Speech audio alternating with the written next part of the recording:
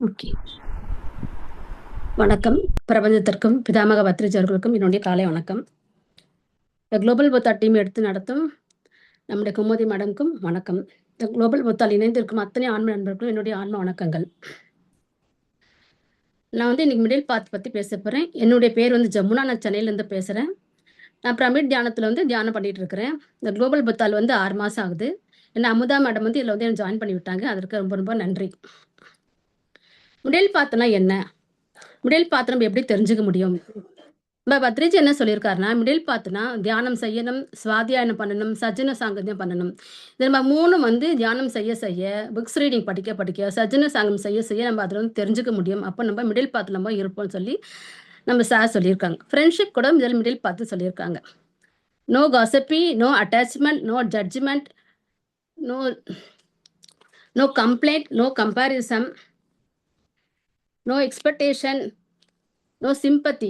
இதெல்லாம் கூட நமக்கு வந்து மிடில் பாத்தில் வரும். நம்ம வந்து எதுக்கும் வந்து நம்ம நோ வந்து காசிப்பி வந்து பண்ணக்கூடாது. நம்ம அவங்க பண்ணும்போது நம்ம பேசாமல் அமைதியாக எதுவும் பார்க்கணும். நம்ம போய் அதோட இன்டர்ஃபியூ ஆகக்கூடாது.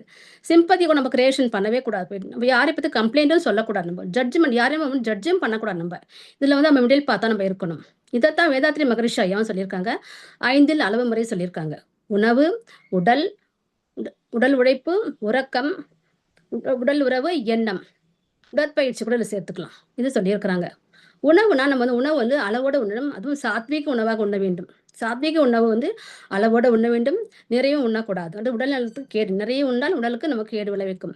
உறக்கம் வந்து அளவாக உறங்க வேண்டும். நிறையவும் நம்ம தூங்கக்கூடாது. நிறைய தூங்கினாலும் சோம்பேறித்தனம் வந்துவிடும். உழைப்பு வந்து நமக்கு தேவைக்கு மட்டும் நம்ம உழைக்கணும். அதிகமாக உழைக்கக்கூடாது. ஒரு மிஷின் வந்து ரொம்ப நேரம் நம்ம வந்து அதை யூஸ் பண்ணாமல் இருந்து அப்படி விட்டால் பழுது அடைஞ்சிடும், ரிப்பேர் ஆகிடும். அதே நிறைய நம்ம யூஸ் பண்ண அது என்னாக்க மிஷின் வந்து நம்ம ரிப்பேர் ஆகிடும். அந்த மாதிரி நம்ம உடம்பும் அப்படிதான். அளவுக்கு அதிகமாக உழைக்கவும் கூடாது. அந்த நிலையில் நம்ம நடுநிலையில் நம்ம இருக்க வேண்டும். எண்ணம் வந்து நிறைய எண்ணத்தை வந்து நம்ம திணிக்கக்கூடாது. நிறைய எண்ணம் திணிக்க நமக்கு வந்து ஒரு மைண்ட் வந்து ஒரு டிஸ்டர்பன்ஸ் இருந்துகிட்டே இருக்கும். அப்போ நம்ம டக்கு நம்ம அதை புரிஞ்சுக்கிட்டு நம்ம எண்ணத்தை வந்து வெளியிலேருந்து வந்துடணும். நடுநிலைக்கு நம்ம வர வேண்டும். உடற்பயிற்சி கூட அப்படிதான். உடற்பயிற்சி வந்து நம்ம ஒரே நாள் வந்து நிறைய நேரம் வாக்கிங் போயிட்டோம். 1 மணி நேரம் வாக்கிங் போயிருக்கோம் நம்ம. இப்போ ரொம்ப நல்லா இருக்குப்பா நினைப்போம். அப்போ மறுநாள் நம்மளால நடக்கவே முடியாது. கால் வலி ஜாஸ்தியாக இருந்துடும். அப்போ நம்ம ஐயோ இன்னைக்கு நம்ம வாக்கிங் போகணும், நம்மளால முடியும், இனிமேல் அந்த எக்ஸசைஸ் நம்ம செய்யவே கூடாதுன்னு வந்து ஒரு மனசு வந்து ஒரு நிலைக்கு வந்துடும். அந்த மாதிரி நம்ம எப்பவுமே செய்யவே கூடாது. ஒரு அளவாக ஒரு 15 நிமிடம் 20 நிமிடம் ஃபர்ஸ்ட் ஸ்டார்டிங் ஒரு 10 நிமிஷம் பண்ணணும். அப்புறம் அப்படியே கொஞ்சம் கொஞ்சமாக இன்க்ரீஸ் பண்ணும்போது நம்ம வந்து இந்த லைஃப்லாம் நம்ம வந்து கரெக்டாக வந்து இதை ஃபாலோ பண்ண முடியும். அந்த நிலைக்கு நம்ம எப்பவுமே இருக்கணும். வந்து நம்ம குடும்பத்தையும் நம்ம இருக்கணும், வாழ்க்கையை நம்ம கவனிச்சுக்கிட்டும், தியானமும் நம்ம செய்யணும்.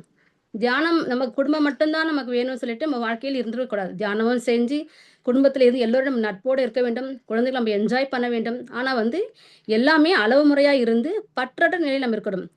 ரொம்ப வந்து நம்ம வந்து ரொம்ப பற்றோடு இருக்கக்கூடாது. அது வந்து மிடில் பாத். அடுத்தது வந்து நம்மளுடைய புத்தர் வந்து அஷ்டாங்க மார்க்கத்தை பார்க்கலாம். புத்தர் வந்து என்ன சொல்லியிருக்காங்க அஷ்டாங்க மார்க்கத்துல? சரி சரி சரி சரின்னு சொல்லியிருக்காங்க. 8 சொல்லியிருக்காங்க. சரியான பார்வை, சரியான எண்ணம், சரியான பேச்சு, சரியான செயல், சரியான வாழ்வாதாரம், சரியான விழிப்புணர்வு, சரியான முயற்சி, சரியான செறிவு. எது சரியோ அதையெல்லாம் மிடில் பாத். சரியான பார்வை என்பது உண்மை புரிந்து கொள்ளுதல். சரியான எண்ணம் தீய எண்ணங்களை தவிர்த்தல். சரியான பேச்சு உண்மை பேச்சு, இன்மையான பேச்சு மற்றும் மென்மையான பேச்சு. சரியான செயல் அகிம்சை மற்றும் தார்மீக வாழ்க்கை. சரியான வாழ்வாதாரம் நியாயமான தொழில், நல்ல தொழில் நம்ம பண்ணணும். நம்ம சரியான முயற்சி தீயவற்றை தவிர்த்து நல்லவற்றை வளர்த்தல். சரியான விழிப்புணர்வு மனம் மற்றும் உடலை கவனித்துக் கொள்ளுதல். சரியான செறிவு தியானம் ஒருநிலைப்படுத்துதல். இவையெல்லாம் வந்து சரி. வேகம் விவேகத்தை தரும், வெற்றியை தரும். இது எல்லாம் வந்து மிடில் பாத். அடுத்தது வந்து சின்ன ஸ்டோரி மாஸ்டர்ஸ். புத்தர் உடலும் புத்தியும் பற்றி ஒரு சின்ன ஸ்டோரி. புத்தர் வந்து ஒரு மிகப்பெரிய இளவரசர் வந்து புத்தரால துறவரத்துக்கு ஈர்க்கப்படுறார். அவர் வந்து ரொம்ப ஆடம்பரமான வாழ்க்கை வாழ்ந்தவர், சுகபோக வாழ்க்கை வாழ்ந்தவர். ஆனா இப்ப வந்து புத்த பிக்குவா வந்து மாறிட்டார். இதை வந்து பார்த்த மற்ற பிக்குக்கெல்லாம் இவர் ஏன் இப்படி மாறிட்டாரு சொல்லி பேசிட்டு இருப்பாங்க. ஏன் அப்படி? அதுக்கு புத்தர் சொல்வார், ஒரு மனிதனுடைய மனம் வந்து ஒரு நிலையில் இருக்காது அப்படி சொல்லுவார். ஏன்னா இவர் வந்து தேர் இல்லாம நடக்க மாட்டார். ரத்தன கம்பளம் இல்லாம, விரிப்பு இல்லாம நடந்து வரமாட்டார். அரண்மனை விட்டோ, நம்ம அந்தப்புரத்தை விட்டோ அவர் வெளிய வந்ததே கிடையாது. அப்படி இருந்த புத்தர் வந்து இந்த இளவரசர் வந்து புத்த பிக்குவா மாறி, அதுல வந்து அவர் வந்து தன்னை வந்து ஈடுபடுத்திக்கிட்டார். இவர் ஏன் இப்படி பிச்சைக்காரனா மாறிட்டார் சொல்லிட்டு மத்த புத்த பிக்குகள் வந்து அவரை கேலி பண்ணி, கிண்டல் பண்ணி சிரிப்பாங்க. அப்ப புத்தர் வந்து சொல்றாரு, "ஒரு மனிதனுடைய மனமும் அப்படித்தான். ஒரு நிலையில இருக்காது. எப்படி ஒரு கிளாக்குடைய பெண்டுலம் வந்து ஒரு இசை ஒரு எல்லை முனையிலிருந்து இன்னொரு எல்லை முனைக்கு ஊசலாடிக் கொண்டிருக்கிறதோ, அது பாரு அது போல தான் நம்மளுடைய மனமும் வந்து ஊசலாடிக் கொண்டே இருக்கும்." அப்படின்னு சொல்றார். இப்ப அந்த எல்லாரும் வந்து ரோட்ல நடந்து போனா, இவர் இந்த புத்த பிக்கு மட்டும் என்ன பண்ணுவார்ன்னா, முட்கள் இருந்த பாதையில வந்து நடந்து போவார். தன்னைத்தானே வந்து இவர் வருத்திக் கொள்கிறார். எல்லோரும் வெயிலுக்கு வந்து மர நிழல்ல போய் நின்னு சூட்ட தணிச்சுக்கிட்டாங்கன்னா, இவர் வந்து வெயில்ல போய் நின்னு தன்னைத்தானே வந்து இது எனக்கு பரவால்ல, நான் சகிச்சுக்கிறேன்னு சொல்லி தன்னைத்தானே கஷ்டப்படுத்தியும் கொள்கிறார் இவரு. எல்லோ புத்த பிக்குகள் வந்து ஒரு வேளை சாப்பிட்டுறாங்கன்னா, இவரும் ஒரு வேளை சாப்பிட்டு, மறுநாள் வந்து இவர் விரதம் இருக்கிற பழக்கத்தையும் வந்து இவர் மேற்கொள்றார். இப்படி இவர் தன்னைத்தானே வருத்திக் கொண்டு ஒரு 6 மாத காலம் இப்படியே இருக்காரு. அந்த உடம்பு என்னத்துக்கு ஆகும்? ஒரு நாள் எந்திச்சு ஓடா தேஞ்சு எலும்பா வச்சு. இத வந்து புத்தர் வந்து பார்க்குறாரு. இத பார்த்துட்டு அவர் புத்த பிக்குவ போய் பார்க்கறதுக்காக போறார். அப்ப போகும்போது, இவர் போய் ம் சோனான்னு கூப்பிடுறார். அப்ப அந்த புத்த பிக்குவோட பேர் வந்து சோனா. சோனா நான் உங்ககிட்ட ஒரு கேள்வி கேட்க போறேன்னுவாரு. கேளுங்கன்னு சொல்லுவார். என்ன கேட்குறார்ன்னா, இவர் வந்து, "நீ வந்து இளவரசரா இருக்கும்போது வீணை வாசிக்கணும்னு கை தேர்ந்தவனா இருப்பியாமே அப்படின்னு நான் கேள்விப்பட்டிருக்கேன்." "ஆமா, என் மக்கள் சொல்வாங்க, உங்கள மாரி யாரும் கை தேர்ந்தவங்க கிடையாது. நீங்க வாசிக்கிற மாரி யாரும் வாசிக்க முடியாது." அப்படின்னு சொல்லி அவர் சொல்வார். "அப்படியா? அப்போ வந்து அந்த வீணையில வந்து அந்த வீணையுடைய நரம்பு கம்பி வந்து இலகுவா இருந்தா வீணை வாசிக்க முடியுமான்னு?" கேட்பார்.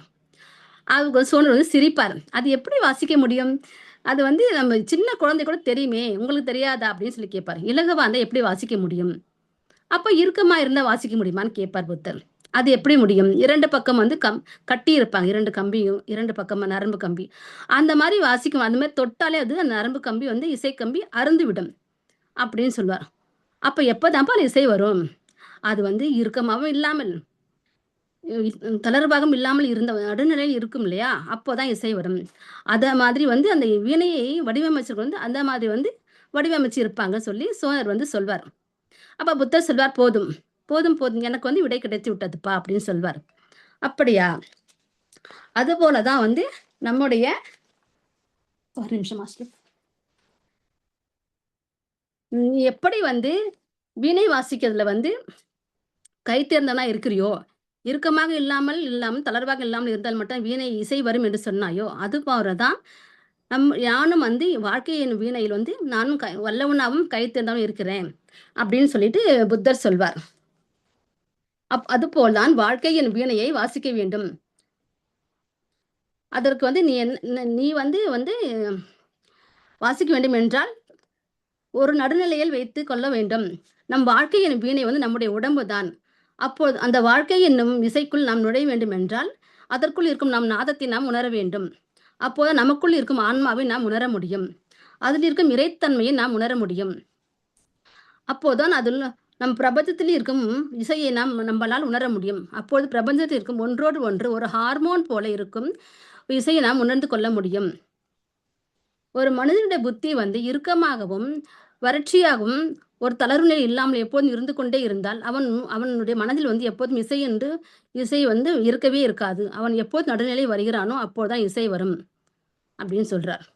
இதுக்கு ஒரு சின்ன உதாரணம் வந்து, இரு கைகளையும் வந்து நம்ம இருக்கை இப்படி மூடிக்கிட்டு, ரொம்ப டைட் பண்ணிக்கிட்டே இருக்கணும். டைட் பண்ண நமக்கு வந்து உடம்பு வந்து ரொம்ப டைட் ஆயிடும். அப்புறம் நம்மளே மீறி திடீர்னு என்ன பண்ணும், அப்படியே மெது அப்படியே கொஞ்சம் ரிலாக்ஸா அப்படி பண்ணும்போது, அப்படியே மனசு ஒரு அமைதி நிலைக்கு வரும். உடலும் ஒரு தளர்வு நிலைக்கு வரும். அந்த நிலையை நம்ம உணரும்போது, நமக்கு வந்து அந்த நடுநிலையை வந்து நம்ம புரிஞ்சுக்க முடியும்.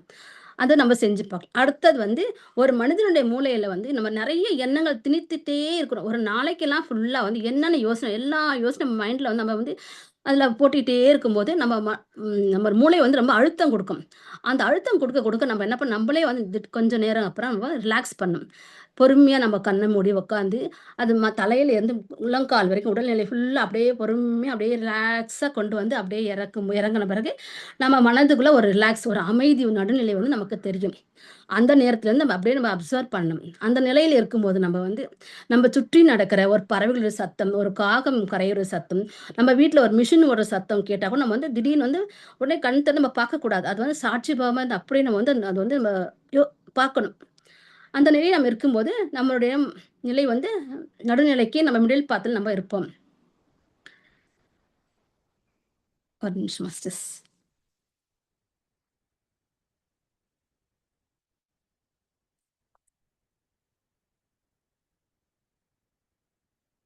அடுத்தது கணவன் மனைவி உறவுகளோட நம்ம வந்து அண்டர்ஸ்டாண்டிங் இருக்கணும். எப்படின்னா, இப்போ கணவன் வந்து காலையில வேலைக்கு போறாங்க, கம்பெனிக்கு போறாங்கன்னா, கம்பெனி அங்க போகும்போது நம்ம அவர வந்து ரிமோட் கண்ட்ரோல்ல நம்ம வந்து அவர எல்லாத்துக்கும் கேள்வி கேட்கக்கூடாது. கம்பெனில என்ன நடந்துச்சு? அங்க என்ன நடந்துச்சு? எங்க உங்களுக்கு என்ன சொன்னாங்க? அது எல்லாம் நம்ம கேட்கக்கூடாது. அதேமாரி நம்ம கணவன் கூட மனைவி கிட்ட வந்து, "நீ வீட்ல என்ன பண்ண? என்ன உணவு சமைச்சு? என்ன காய்கறி வாங்குன?" சொல்லி நம்மளும் வந்து அவங்கள வந்து எல்லா விஷயம் நம்ம வந்து கேட்கக்கூடாது. அதுலயும் நம்ம மிடில் பாத்ல இருக்கணும். அப்பதான் நம்ம உறவுகள் வந்து சமநிலைக்கு நமக்கு இருக்கும். அது கணவன் மனைவி கூட நம்ம வந்து நடுநிலை இருந்தா தான் நம்ம உறவுகள் வந்து மேலும் மேலும் நமக்கு லைஃப் லாங் நமக்கு நல்லா இருக்கும். Okay, middle path best. அடுத்தது வந்து ராஜயோகம். நெக்ஸ்ட் ராஜயோகம், ஞான யோகம், கர்மயோகம். ராஜயோகம்னா என்னன்னா, நல்ல சாப்பாடு சாப்பிடுறது, தியானம். தியானத்த தான் சாப்பாடு சொல்லியிருக்கு. தியானம் நம்ம தியானம் வந்து நமக்கு ரொம்ப ரொம்ப ரொம்ப இம்பார்ட்டன்ட். எவ்வளோ நம்ம தியானம் பண்றோமோ, மூச்சின் மீது சுவாசத்த வச்சு, அந்த சுவாசத்த வந்து நம்ப உணர உணர அதுவே தியானம், ராஜயோகமாகும். King of yoga. இந்த ராஜயோகத்துல வந்து நம்ம நெறைய தியானம் கத்துக்க நம்முடைய எனர்ஜி லெவல் நல்லா இன்க்ரீஸ் ஆகும். அது நம்ம நெறைய கத்துக்கணும். அந்த தியானம் வந்து நமக்கு ரொம்ப ரொம்ப அவசியமானது. இது ராஜயோகம். நான் லைட்டா தான் சொல்றேன் மாஸ்டர்ஸ். அடுத்தது ஞான யோகம். ஞான யோகத்துல வந்து நம்ம வாழ்க்கைய வந்து நிம்மதியா இருக்கணும், ரிலாக்ஸா இருக்கணும், ஸ்ட்ரெஸ் இருக்கக்கூடாதுன்னா, அதுக்கு நம்ம என்ன பண்ணணும்னா, 2 சாதனை செய்யணும். தியான சாதனை செய்யணும், ஞான சாதனையும் செய்யணும். தியான சாதனை என்னன்னா, நம்ம கண்களை மூடி, கைகளை கோர்த்து, ரிலாக்ஸா உட்காந்து, நம்ம தியானம் சாதனை செய்யணும். 1 மணி நேரம் செய்யறோம்னா, கண்ண திறக்கவே கூடாது. இல்ல 2 மணி நேரம் கண்ண திறக்காம, அப்படியே கண்ண மூடிட்டு, அப்படியே அமைதியா தியானம் செய்ய செய்ய, நம்முடைய நம்ம தியான லெவல் வந்து இன்க்ரீஸ் ஆகும். அந்த சாதனை 1. அடுத்து ஞான சாதனை. ஞான சாதனைன்னா, நம்ம வந்து 1 மணி நேரம் புத்தகம் படிக்கணும். புத்தகம் படிக்கிறதுன்னா, ஸ்பிரிச்சுவல் புக் படிக்கணும். என்லைட் மாஸ்டர் புக் படிக்கணும். அப்புறம் வந்து ம் ஆட்டோபயோகிராஃபி இந்த மாரி புத்தகம் படிக்கணும். இந்த புத்தகம் படிக்க படிக்க நமக்குள்ள வந்து நெறைய மாற்றம் வரும். நம்ம வாழ்க்கைய நம்ம புரிந்து கொள்ள முடியும். நம்ம எதுல தவறு, எது சரி நமக்கு வந்து இது வந்து புக் ரீட் நம்ம வந்து உணர்த்தும் இது. அடுத்தது புக்கு படிச்சா மட்டும் போதாது. சின்ன சாங்கித்யம் பண்ணணும் நம்ம இது. இதெல்லாம் கலந்து பேசி, இதுல என்னென்ன இருக்கு நம்ம எல்லாரோடையும் பேசி கலந்து பேசும்போது, நமக்கு இன்னும் ஞானம் வந்து நமக்கு இன்னும் கொஞ்சம் இன்க்ரீஸ் ஆகும். அது மட்டும் பண்ணா பத்தாது. அப்புறம் நம்ம வந்து எக்ஸ்பெரிமெண்ட் பண்ணணும். சின்ன சின்ன விஷயம் கூட நம்ம வந்து யோசிச்சு யோசிச்சு எக்ஸ்பெரிமெண்ட் பண்ண தான் அதுலேருந்து ஞானம் நமக்கு தெரியும். நம்ம இதுல எது தவறு, எது கரெக்ட்ன்னு நம்ம தெரிஞ்சுக்கணும்ல. நம்ம தெரிய நம்மளுடைய வந்து நம்ம ஞானம் வந்து நமக்கு இன்னும் மேல வந்து வளரும். இந்த மாரி பண்ண தான் நமக்கு வந்து ஸ்ட்ரெஸ் வந்து நமக்கு இருக்கவே இருக்காது. அப்புறம் வந்து நம்ம வந்து ஒரு வேலைய செய்றோம்னா, நம்ம வந்து ஒரு மேனேஜ்மென்ட் செய்யணும்னா, நம்ம வந்து அந்த மேனேஜ்மென்ட்ட வந்து எப்படி நம்ம தெரிஞ்சுக்க முடியும்னா, நம்மளுடைய எக்ஸ்பெரிமென்ட் பண்ணி, அந்த மேனேஜ்மென்ட்ட எப்படி தெரிஞ்சுக்கணும்னு சொல்லிட்டு நம்ம தெரிஞ்சுக்கணும்னா, நம்ம எனர்ஜி லெவல் வந்து நம்ம இன்கிரீஸ் ஆகணும். நம்மளுடைய ஞானமும் அதுல இன்கிரீஸ் ஆகும். எனர்ஜி லெவல் தியானம் பண்ணணும். நம்ம ஞானத்தையும் வளர்த்துக்கணும். அப்ப நமக்கு அத தெரிஞ்சுக்க முடியும். ஒரு சின்ன எக்ஸாம்பிள்னா, நம்ம எது நடக்குதோ அது நன்றாகவே நடக்கும்.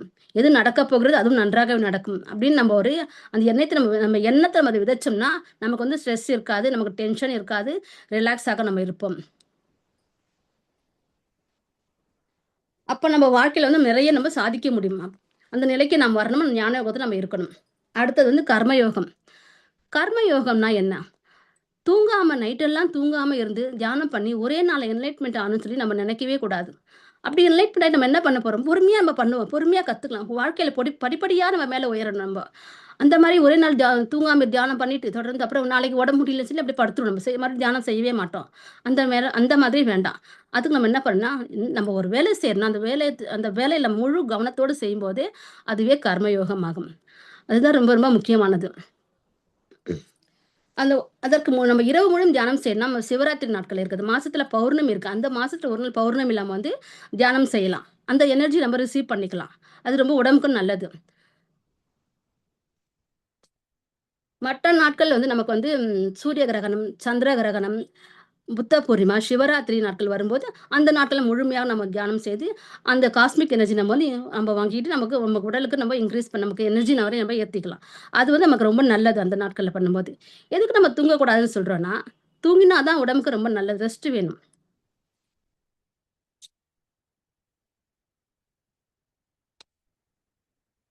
நெறைய பேர் வந்து அ 8 மணி நேரம் தூங்கிட்டே இருப்பாங்க.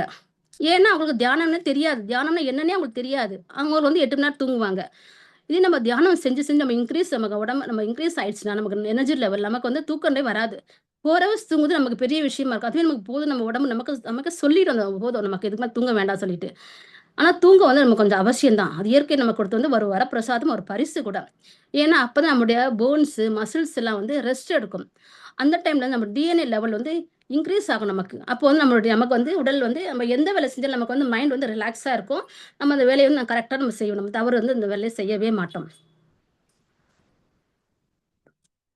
அப்புறம் வந்து நம்ம ஒரு வாழ்க்கைய வந்து நம்ம பொறுப்பா வாழணும்னா, எப்படி வாழணும்னா, அதுல அந்த வாழ்க்கையில வந்து எந்த துன்பம் வந்தாலும், கஷ்டம் வந்தாலும், அதுலேருந்து நம்ம வெளிய வர நம்ம தெரிஞ்சுக்கணும். அப்பதான் நமக்கு வந்து ஸ்ட்ரெஸ் வந்து நம்ம இருக்கவே இருக்காது. ரிலாக்ஸா நம்ம இருப்போம். ஒரு அம்மாவா நாம வந்து என்ன தர்மத்த செய்யணுமோ அத செய்யணும். ஒரு அப்பாவா நம்ம என்ன செய்யணுமோ அந்த தர்மத்தை நாம் செய்யணும். ஒரு எம்ப்ளாயா என்ன செய்யணுமோ அத நான் செய்யணும். கண்டிப்பா நம்ம செய்யணும். ஒரு ஸ்டூடெண்ட்டா இருந்து என்ன செய்யணுமோ அத செய்யணும்.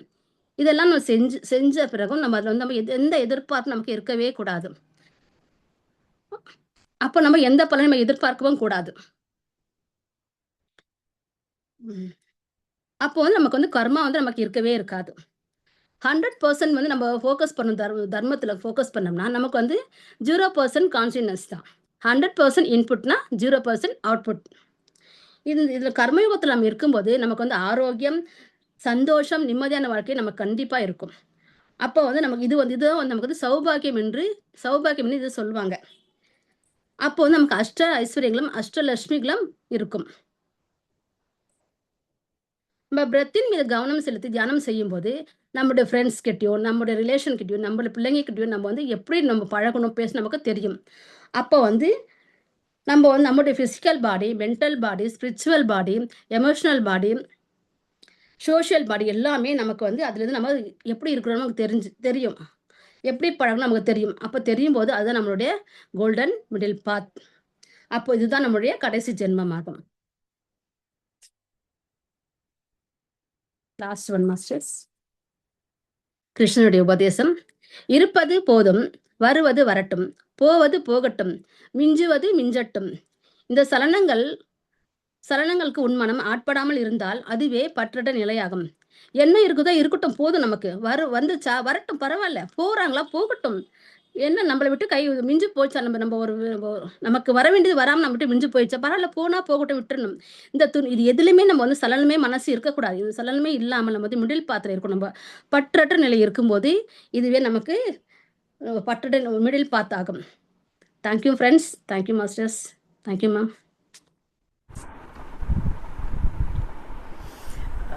தேங்க்யூ ஜமுனாமா, ரொம்ப அழகா சொன்னீங்க. அதாவது ரொம்ப கான்ஃபிடென்ட்டா, பார்த்தா ஃபர்ஸ்ட் டைம் பேசுற மாதிரி இல்லை, ரொம்ப கான்ஃபிடென்ட்டா பேசுனீங்க. எங்கேயுமே தங்கு தடை இல்லாம என்ன சொல்ல வந்தீங்களோ அது ரொம்ப கிளியராகவே சொன்னீங்க. ரொம்ப நல்லா இருந்துச்சு. வேதாத்ரி மகரிஷியோட அந்த 5 அளவு முறை நல்லா இருந்தது. எஸ், எல்லாத்துலேயுமே ஒரு மிடில் பாத் இதுதான் கரெக்டானது. அதே மாதிரி புத்தரோட அஷ்டாங்க மார்க்கம் இது சரியானது. ஸோ தப்பாக்கும் போகாத, இதுக்கும் போகாத. அந்த ஸ்டோரியும் அவ்வளோ அழகா இருந்தது. அதுவும் ஒரு மிடில் பாத்தை ரொம்ப அழகா எக்ஸ்பிளைன் பண்ற மாதிரி இருந்தது. அதே மாதிரி எப்படி தியானத்துல எந்த மாதிரி இருக்கணும், கர்மயோகத்தை எப்படி ப்ராக்டிஸ் பண்ணணும் அதையும் சொன்னீங்க. கடைசியா எனக்கு ரொம்ப பிடிச்ச ஒரு விஷயம் அந்த கிருஷ்ணரோட போதனைகள் தான். வருவது வரட்டும், போவது போகட்டும், இருப்பது இருக்கட்டும். எஸ், இதுதான் உண்மையாலுமே பெஸ்ட் மிடில் பாத்துன்னு கூட சொல்லலாம். ரொம்ப நல்லா இருந்ததுமா, ரொம்ப அழகா பேசுனீங்க. எனக்கு ஒரே ஒரு விஷயம் மட்டும் தான் சொல்லணும். நீங்க வந்து கொஞ்சம் முன்னாடி வாங்கன்னா ரொம்ப முன்னாடி வந்துட்டீங்க. அப்படியா? ஆமா, நான் எனக்கு எப்படி வந்து திரும்ப